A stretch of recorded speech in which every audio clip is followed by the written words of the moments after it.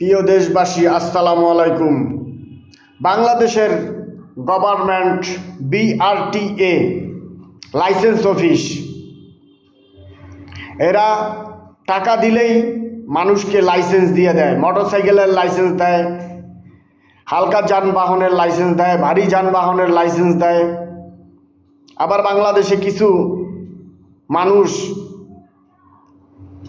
হেল্পারদেরকে licence দেয়। হেল্পারি করতে করতে তারা গাড়ি চালায়, কিন্তু অভিজ্ঞতা নাই, কোনো অভিজ্ঞতা নাই, তাদেরকে লাইসেন্স বাংলাদেশ সরকার বিআরটিএ দিয়ে দেয়। এই বিআরটির যত দুর্নীতি, যত ঘুষখোর কর্মকর্তা কর্মচারী আছে, তাদেরকে ইমিডিয়েটলি ধরা হোক। আমি তীব্র প্রতিবাদ করছি, তীব্র প্রতিবাদ জানাচ্ছি। এই বিআরটি, বাংলাদেশের বিআরটি সবচেয়ে বড় দুর্নীতিবাজ, ঘুষখোর এই কর্মকর্তারা, এদেরকে ধরা হোক, ইমিডিয়েটলি ধরা হোক।